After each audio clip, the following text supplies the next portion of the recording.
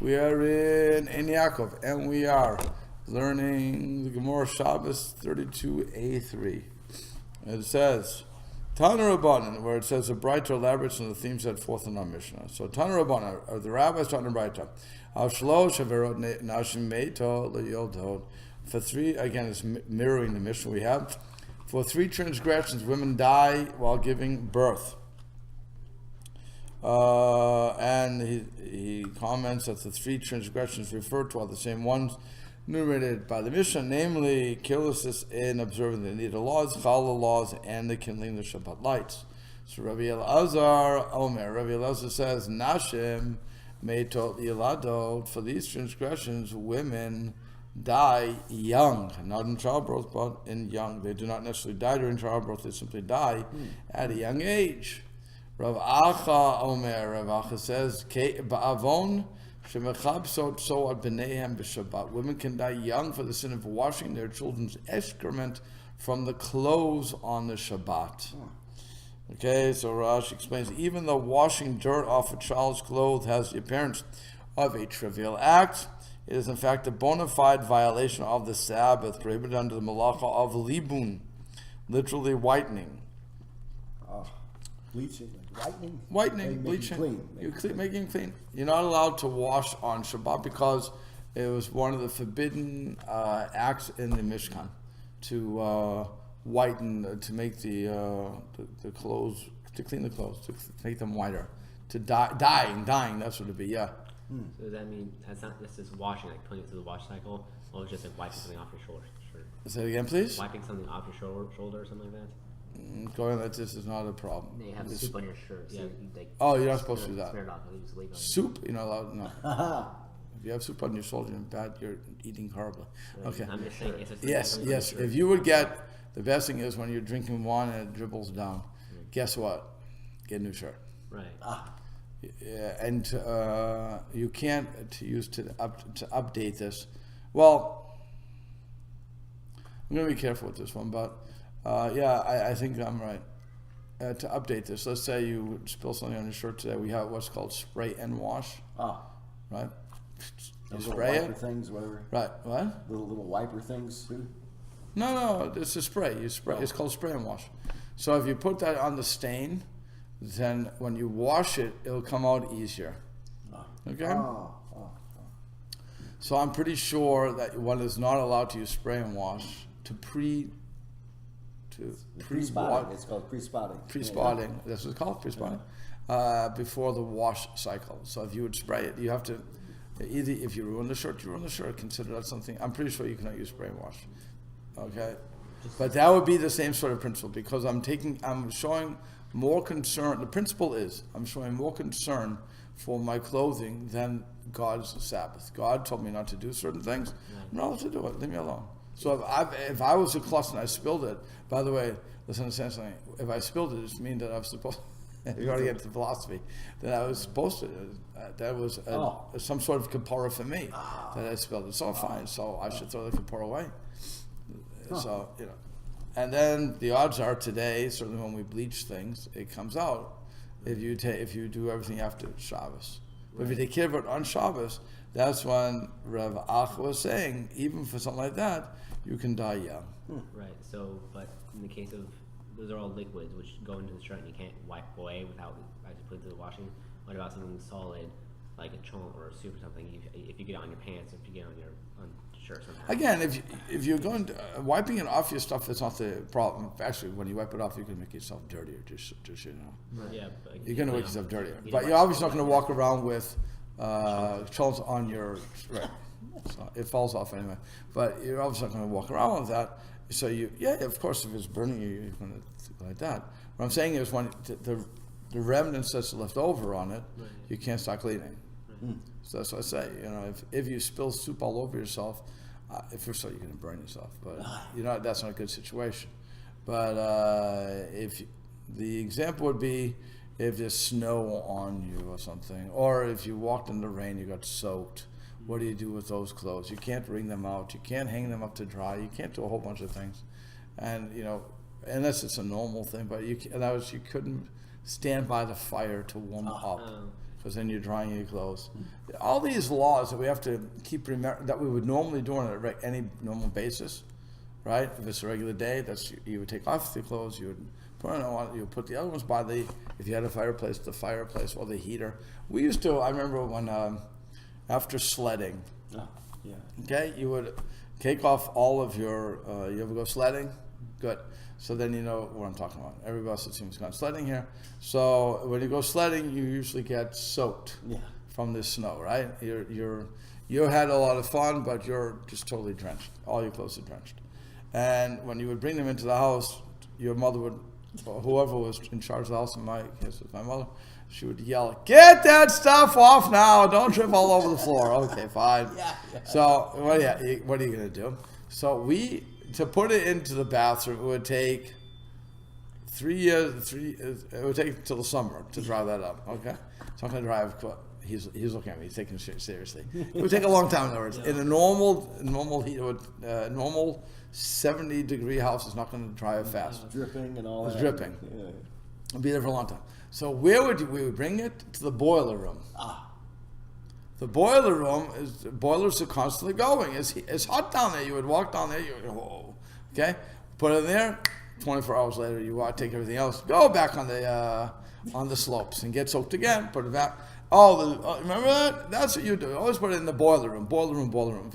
Now, if it's Shabbos, besides it couldn't be sledding, but let's assume I got that soaked. Okay, so I couldn't put it in the boiler room. So I'm really doing it. That would be intentionally. Right. So I can put I'm not going to put over furniture to make it ruin my furniture. Yeah. So I would hang it up in the closet, whatever it's going to be. Yeah. I could put it in the bathroom because I don't want to drip all over the house. Fine. But I'm not allowed to put in a place where it's going to dry quicker than it would normally take. I don't have to keep it wet. I don't have to put it into water, but I have to let it dry normally. So if I put it into the boiler room, that's not drying normally. Okay, that would be pushing the limit. So, but again, that's all following Hilchos Shabbos. Not talking about the regular days. Again, I'm only talking about Shabbos or Yom Tov. So that's what the Gemara is indicating here, that because the woman didn't care enough about Shabbat, she was more into taking care of washing the clothes off, washing the dirt off the clothes. So that is, and she didn't think about, it's forbidden to do libun on, to whiten the stuff on Shabbos. For that reason, when things would happen, that sin could be brought up. You understand? Again, it's all because of the sins that are being brought up. And some say that an early death among women can occur, al shekorin la'aron, a-kodesh, arna, on account of they're calling the holy ark in the synagogue the chest. It says that at that time people used the word arna to refer to the household chests, thus calling the holy ark by this name indicates a lack of respect for the ark and a casual attitude towards spirituality in general. Arna Hebrew or Aramaic? That's Aramaic. In other words, which would just a routine storage chest, in other words. Right. So they're calling it a cabinet or something. Cabinet. So if you refer to, again, it was before we went online, remember you were talking about spirituality. Yeah. How do we get more spiritual? Well, according to the Shomrim, so he would say, even in our words, if we speak disrespectfully about our holy implements, so that is, take the Torah out of the closet. Yeah, you know? we don't say We don't say that. We don't say that. I say the Aron HaKodesh. We have great deference to the Aron HaKodesh. In English, if you say just the ark, the implication is that that's the only time we use that word in English, right? Unless you're talking about Noah's Ark. Okay. Right. But that's what you want to do. You want to bring into your life, you want to infuse your life with spirituality. So let me just show what I'm saying. So you want to infuse your life with spirituality. That even comes to our language. That comes into our actions. That comes to everything. And when we do that, so then we start to grow, and that's what the Yesh Omrim. We don't know who the Yesh. Well, the Yesh Omrim is usually one person, but it could be anybody at this point. So yeah, what's your question? What's the Hebrew for coffin? Coffin, Yeah. Aron. Yeah. Yeah. I was thinking, it's not They're all ark. Aron. Yeah, it's not ark. It's Aron. Ark is the holy thing. No. Aron HaKodesh. Ark is just in English. Oh, Ark is English. Yeah. Ark is English. A-R-K. What do they call Noah's Ark? What's that in the? Say it again. What's the Hebrew for Noah's Ark? What's the Hebrew for that? The Teva. Teva, right? That's not. It's not Ark. It's something different. Right. Is that a boat? Ark is how they say what? What is Teva? Teva is a box. Right. That's what. What's the implication? A large box? What? Yeah. A teva is a box. How do we say? Is there another word for boat? A boat is a nia. Interesting. So you're testing my Hebrew here. Teva, oh. I can't remember English. I just remember Hebrew now. Go ahead. Ania, yeah. Teva is a box. Why did they call it a box? Because it was square. It wasn't a box. It wasn't a boat. It wasn't. Not like the pictures usually show. They usually show the cabinet part of it as a box. Correct. That's why I always say when they say they found the boat atop Mount Ararat, I say, whoopty ding dong. Did it have a keel? Yes, they did. Definitely not Moshe. Definitely not Aaron's. Moshe's. What was in the ark? Noah. Definitely not Noah's ark. Definitely not Noah.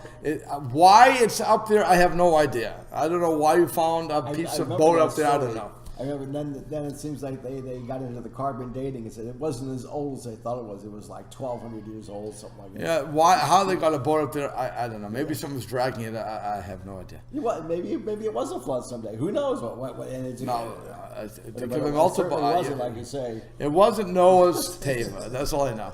Again, you're trying to prove Noah's Teva, so Noah's Ark. From that story, I say that's stupidity because just look at the Torah. It tells you what the measurements are. It's a rectangle. It's not a boat that you would. It's a floating box. Floating box. Isn't Teva also a measurement, like a cubic measurement? Yeah. Amma. Yeah, Teva's not a measurement. Teva's a box. In other words, and it wasn't made to be a boat. It was just simply made to float on the water for the duration of the flood. That's all it was made. It wasn't going anywhere, right? A boat, you go someplace in. You're asking a different Shiloh. Yeah. Was it made to float? I mean, it wasn't made to be a boat as in traveling somewhere on the water. No, that clearly was not. Yeah. But was it made to float? Well, it had to float. It did float. It did float. Yeah. But the question is, it wasn't made to float. Did it say you put tar and pitch on the bottom or something? All around, yeah.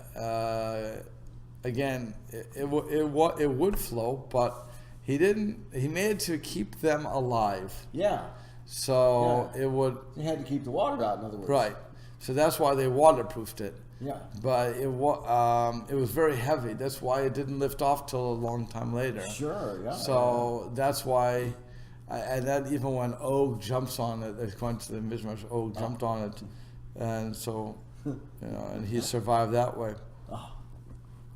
I don't know. When you say was supposed to, I don't know. Like I said, Hashem didn't say making a teva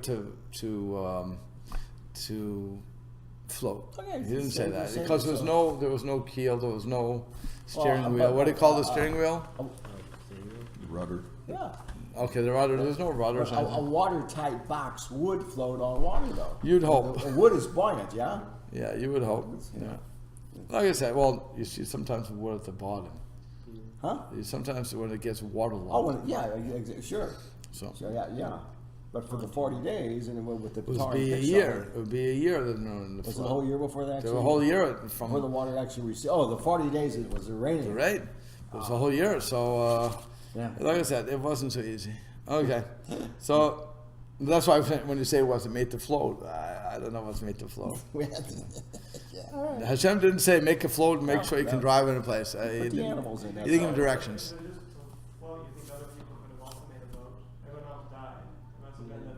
Except for Og.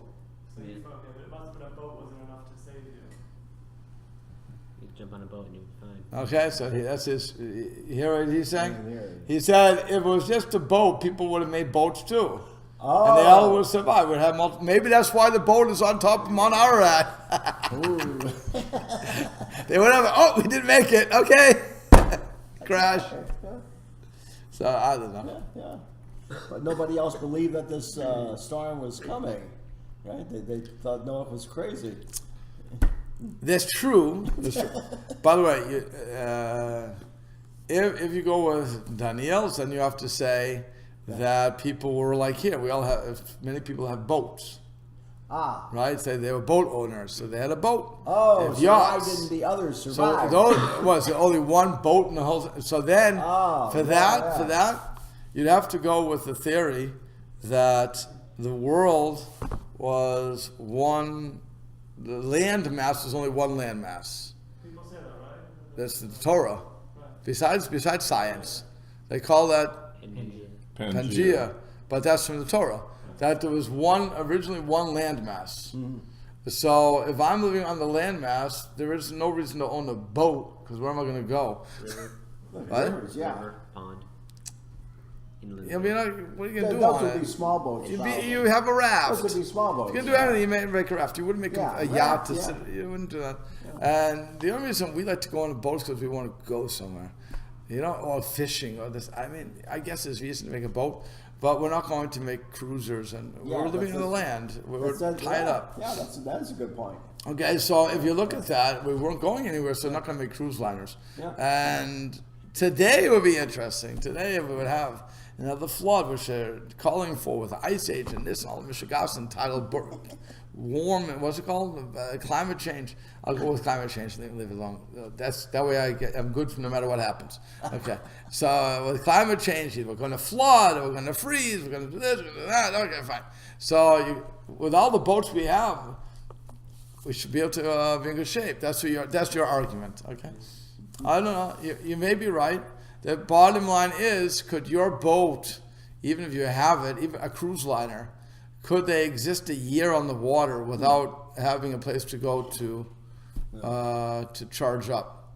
You know what I'm saying? You remember, you have to last a year. Your food supply has to last for a year without freezers.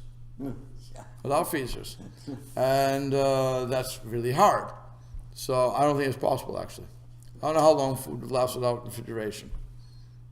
Especially, and if you're going to have, and I know I have to be there for a year. Dried and salted or whatever. Still, I don't know how long it's going to last. So, and that's only certain foods you can do that with. Yeah, what do you do about the fruits? Cut vegetables and produce wouldn't last either. Right. What do you do for water? What do you do for water? Correct. There aren't many boats you could survive without refurbishing, without resupply. Right. So that'll be the question. Every few weeks at least you got to come back into port.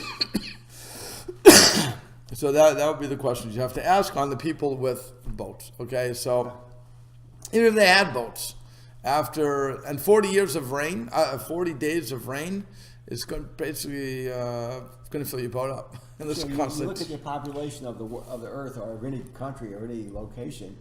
We drive up and down Lake Michigan through Chicago. Lots of boats out there in the summer, but to accommodate the entire population, no, Right. nothing close. Something see like boiling or something. Say yeah? Wasn't the water boiling? Yes, also it was said it was boiling, which is why Og probably got burned because it was on top. Right, but if it's Og was a good guy. He was a strong guy at the time. So the Giant. so the other boats, if they weren't made like little pitchwhacks and stuff, they probably burnt up. Or tore apart. Yeah. Could be. Torn. Could be. Again, that's all this from the word Teva. Yeah. But it's I just remembered our. okay. So Tanya, anybody watching this? How do you get into the ball? That was our. Okay, Tanya, it's on the bright. Rabbi Yishmael ben Elazar Omer. So Rabbi Yishmael ben the son of Elazar says, "Ba'avon shnei dvarim ami ha'artzot meitim." On account of two things, ignorant people die before their time. Al Shekarin Aaron HaKodesh Arna. Again, on account of calling they're calling the holy ark the chest. Al Shekarin Beit Knesset Beit Am. And on account of their calling a synagogue the hall of the people. Don't tell any Reform people this, okay? A lot of them call it Beit Am. Really? Yep. A lot of synagogues are called Beit Am. I never saw that expression before. Beth Am. Yeah. Oh. Yeah. And as a matter of fact, as in Randolph, Beth Am, Beit Am. The people who would have The synagogue is now a church. The people who would have formulated those names, surely they must have known this. Nobody knows it. No. Really? Still called that town. Well, is the church now called Beth El? I don't think so. I don't think so. So he says, again, such an expression indicates a lack of respect for the synagogue. And in addition, it indicates that the person regards the synagogue primarily as a place of social gathering, rather than a place of serious communication with God, where with God takes place, right? So, by the way, here's another thing. Here, I'm going to say like this. My sins I mentioned today. When I was in Moncton, my first job, so I was trying to get people to come into the synagogue, and people who were only 250 Jews in all of the area, and we were trying to get people back to Shul. So one of the gimmicks I came up with was I explored the concept of a Jewish community center. Wow. And I said, what's a Jewish community center? A Jewish community center is where Jews come together to have a community. Well, that was originally the purpose of the synagogue. It really was. It really was the purpose of the synagogue, to get everybody to come together, to daven, to learn, to be Jewish. An island amongst the Goyim. Wait, let me just finish. So I put that across. Now, according to this, I should never have said that. So I basically made it Beit right? The house of the country. So you ask, do people think about what they're saying? The truth is, we don't look at. You don't remember there's a Gemara Shabbos, but so that's already past bracha. But it's also very far into the Gemara. It's also a midrash, and I got it actually. So not everybody knows all these things. We pass by them. We go really quickly past it, and most people they would just say aha. But it's an interesting when you're exploring to see what we should call our shuls, what the hook is to get people in, and so on and so forth. We have to be very careful with those hooks. Wait, isn't a Beis HaKnesses mean House of Assembly? House of Assembly, correct. So maybe it's. But what's the assembly for? What's the distinct line then between a House of Assembly? That's people, right? So House of Assembly so they would argue the House of Assembly for a purpose of Hashem, as compared to what do you call the general community center? In other words. Yeah, but what the Irish have it? What's it called? The Italians have it. The Irish have it. No. The place that they come together. The Polish. What's it called? Other than a community center. Yeah, it's not called. They don't call it a community center. They call it a banquet hall. You're getting closer. It's like the veterans have one. The halls. It's not town hall. No. They have. It's where they're. It's special for them. They come together there, and whatever that like the I can't remember. Community center? Community hall? It's not. They don't call it that. I can see the place right in front of me. I can't pull the name up. Well, what I was saying is, whatever the case is, if they get together for cultural events, when they want to have their Polish.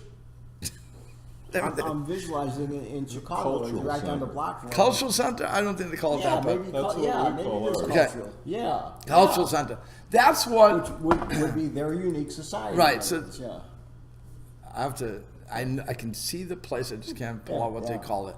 But it's okay. Forget it.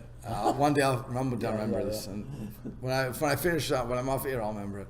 But the point is that if we make our shuls like that, what he's saying is you've missed the point of a shul. Yeah. The shul, which only means room anyway, by the way, shul means room.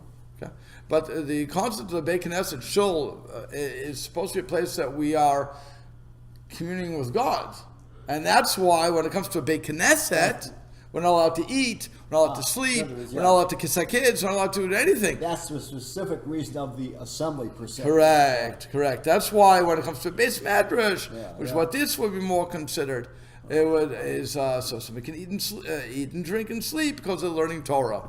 But it doesn't mean you can watch a video. Doesn't mean you can have a party here. For that we have to make it with a Tanai. You have to make the condition that I can have other things here too. Fine.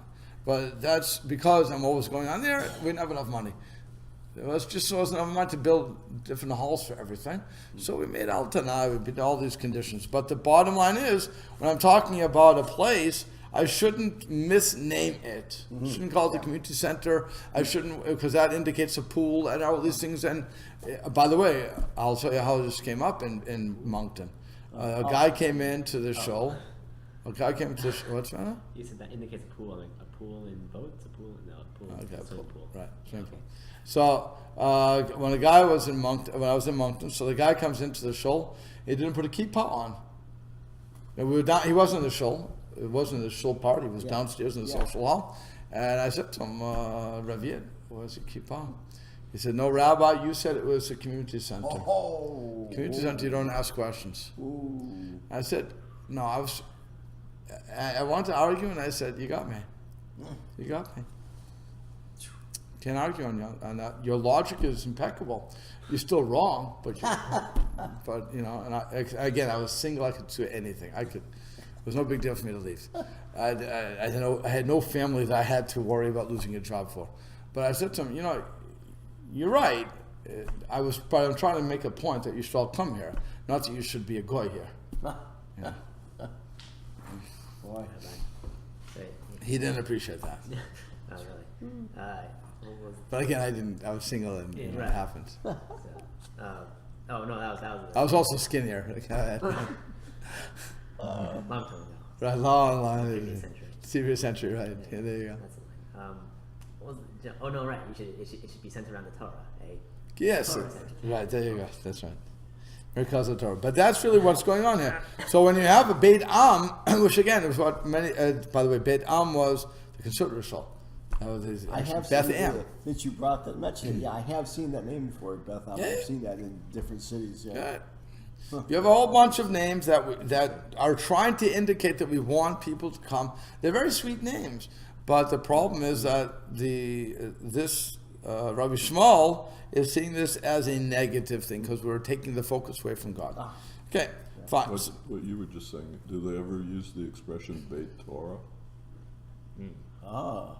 They use Ahava Torah. How- Ahava Torah, the love of Torah. So they'll do that. No, but I meant, like the Torah, Midwest Torah Center. Center. Right. Oh, Would you that mean be to translate that to translated Hebrew? Beit Torah? or- No, they would call it Miracles of Torah. Okay. Merkaz. Oh, center. Center. Merkaz is center, yeah. Miracles of Torah. Yeah. Yeah. We also don't. In the Orthodox world, we call it, what do we call it? Besides the shul, you have Hebrew Orthodox, you have Midrash Torah. What do you have in Young Israel? Oh. Then you have other names. But That's interesting. it's interesting that when you call it Avos Achim, the love of brothers, it's normally whatever you call the shul, it's exactly what it's not. Oh, okay. That's exactly what it's not. You walk in, what? B'nai Torah and Eis Chaim are in Minneapolis. So- B'nai Torah, there you go, B'nai Oh, Torah. what about what do you call it? The Aguda. What do you call it? Agudas Yisrael. Agudas Yisrael is so divided, and that's the joke of it. Agudas Yisrael is the gathering, the group of, together, and so it's divided. When you have B'nai Torah, are they B'nai Torah or are they Amei Aretz? When you have Eitz Chaim, are they really holding on to Torah or not? Again, normally shuls are the names of the oxymoron. You look at it's this old joke about names. That whatever they named it, that may have been their desire at one point, Yeah. but it certainly didn't happen. Who knows? I don't want to, like I said, people are trying to think of names when they say, what do we want to name our show? The Yetzer Hara has an interesting taste in irony. Right, that's up. The one they always laugh about is Central Intelligence. Right, same thing. Something like that, right? Okay, so Tanya, so it's on Breita. Rabbi Yossi Omer, Shlosha Bitkei Mita Nivru B'Isha. 3 inspectors of death were created in regard to woman. What does it mean? In times of danger such as childbirth, the heavenly court inspects a woman for 3 transgressions and then judges whether she is worthy to survive. The Breita calls these 3 sins Bidkei Mita, inspectors of death. For Amrulay, that would be a great, Band name. not a band name, that would be a great name for a movie. Inspectors of Death. Also a good law firm. Say again? Also a good law firm. Also, no, I wouldn't want that law firm. No. And some phrase it this way: Shlosha dibike mita, 3 bonds of death. Even a better name for a movie. Okay, were created in regard to a woman. Nida v'chal v'hadlaka near. Nida chal and kindling of the lights of the Sabbath.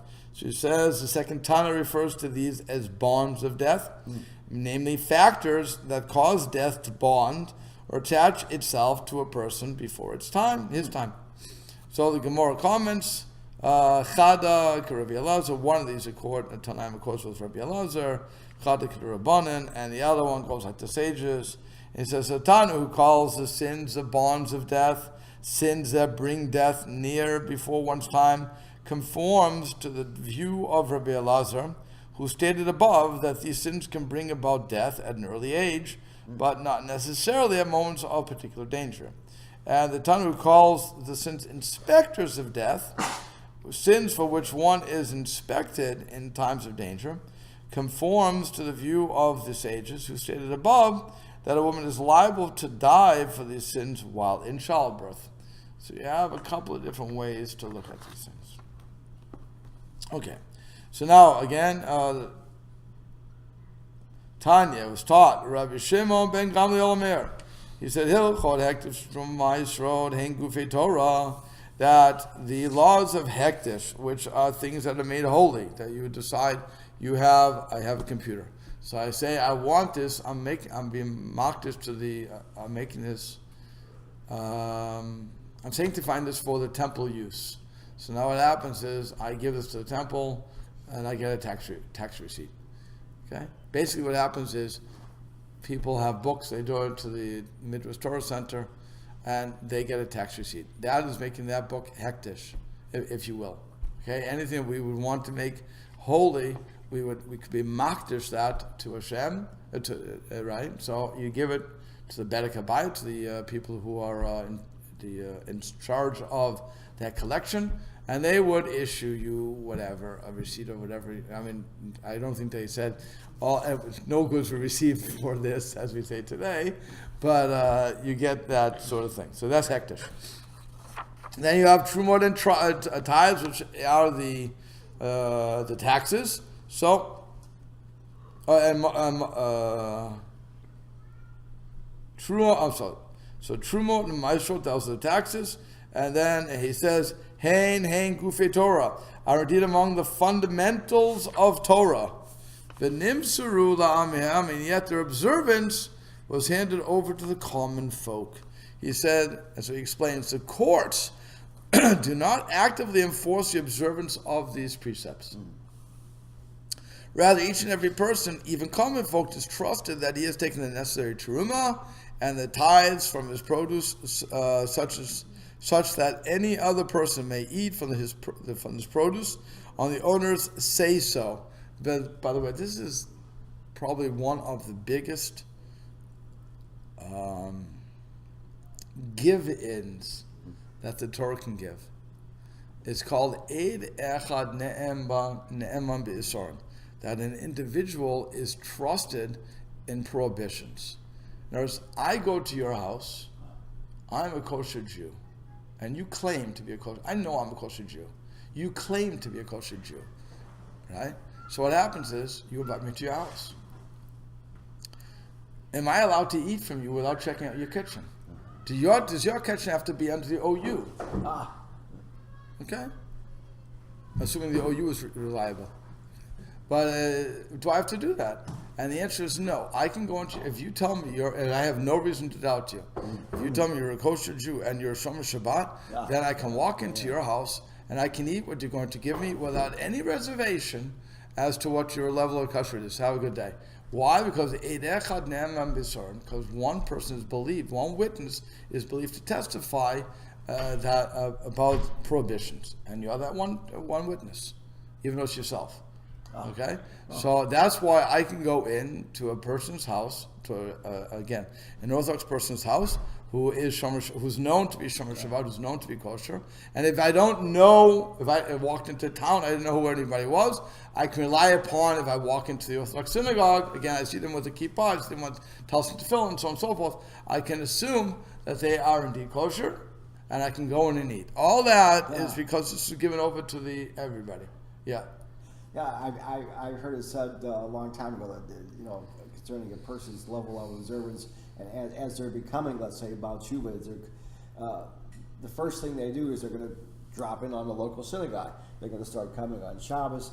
They're eventually going to start davening every day. That's the first thing. Then the next level is becoming kosher in terms of food.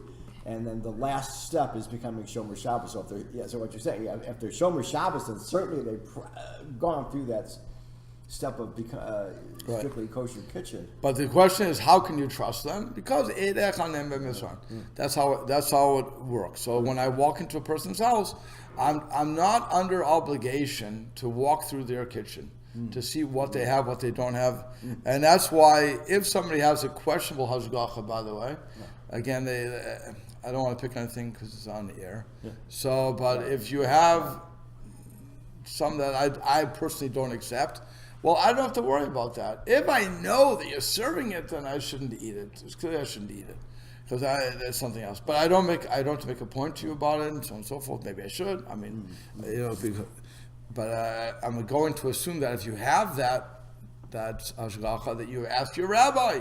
Yeah. Your rabbi said yes. Okay. Or maybe you didn't know about it, whatever the case is. But I don't. But the point is, I don't have to look at that. And if I get served that, it's not it's not on my cheshbon either. It's on yours. So now he says, likewise, one who buys an object from someone else can simply trust the person that the object had never been consecrated without any external proof to support this claim. Right? I sell you my computer, and then, well, do you have to worry if I was makdish it, if I set it aside for the temple? No, I didn't say it was. If I would have, I can't sell something that I would have given us to do it. In other words, here we have books that are donated, right? So could the person then, before he donates, decide, he said, okay, these are set aside for Midrash Torah Center. Assuming that we were makdish or not. Okay, but let's say it was set. And then you come along and say, I could use that set of Mishnah Brura. The guy says, how much do you want to pay? Okay, so the guy says, I'll pay normally $20 in the store, I'll give you 15. Great, here's 15. And now, do you have to worry that was makdish? No, of course not. Because if it was makdish, I never would have sold it to you. You understand? We're trusting everybody in that level. In this sense, these laws are the fundamentals of the Torah, for their presumed observance underlies almost all transactions, and is therefore relevant to almost everyone in their daily lives. It is true that the rabbis decreed that the produce of the common folk had the status of damai, which is produce from which is uncertain whether tithes were separated. In line with this, the sages required anyone who purchased such produce to separate certain tithes from it on the chance that these tithes had not been taken. This, however, was only a rabbinic innovation. Under Torah law, anyone, even common folk, is believed, even common folk, it should be are believed to say that he separated the proper tithes. Okay, so according to the Torah, tithes are biblical. We're not going to get involved with people. They said they did it. We don't have to worry about it. They didn't say they didn't. We assume they did do it, and that's all. It's only the rabbis who decided when they wanted to make what we call chaverim. That's why it says in Pirkei Avot, you should make for yourself you should buy for yourself a chaver, which is a friend. We always say a chaver is a friend, but I pointed out many times when it comes to Mishnayos, chaver is a very special name. It's the name of a certain level of Judaism, which today would be, for lack of better terms, glatt kosher Jew. Wow. Okay, where the glatt kosher Jew cannot eat in a non-glatt kosher Jew's home. Really? Yeah. In other words, if I'm glatt kosher and you're serving me, and now I'll use symbols. If I'm a glatt kosher Jew, so then I'm going, and I really am glatt, so I go Beit Yosef glatt. Oh, yeah. Okay, so I can only have. So if I know that you don't have Beit Yosef glatt, I can't eat your meat because your meat to me is treif. It's no good. It's in Vela actually, but it's no good. It's absolutely no good. So I can't eat it. But if I'm you glatt, so then, and now again, I'm you glatt, so now I cannot have triangle K, because triangle K is known not to be glatt. I'm not saying it's not good, but it's just not glatt. So once I'm glat, I can't eat certain things. So I have to go to a restaurant that's only glat, and if it's not glat, I can't go. And as compared to the other guy who was not glat, so he can eat the triangle K, he can eat the other stuff, assuming that they're actually good hashgachas, he can go with that. Okay? Again, no, I'm not going to stop posking on who is good and who's not good out there. So a whole argument. But it's so now hamachaver, again, that was the level that they used to call there. So that was they were at a higher level of being tahor and so on and so forth. So they could not eat at a Am Haaretz's home. They couldn't eat there, but the Am Haaretz could eat at their home. Wow. That was not a problem. But they couldn't eat it there. It was only one-way traffic. Go the other way. And the Am Haaretz were very upset with the Chaverim. You can imagine, right? I eat at your house. You see me davening in your shoulder. They're Shomer Shabbos. They're all Shomer Shabbos. You see me eating. You see me at the shul. You see me davening. You see me. I can lay in better than you. Blah blah blah blah blah. But when it comes to, I can't eat at your house. Why can't I eat at your house? Why can't you eat at my house? You can see there was a lot of friction. And that's why it says, Knei lecha chaver, acquire for yourself, buy into the being a chaver. Okay, so it's a very interesting concept. Okay, we'll have to stop there.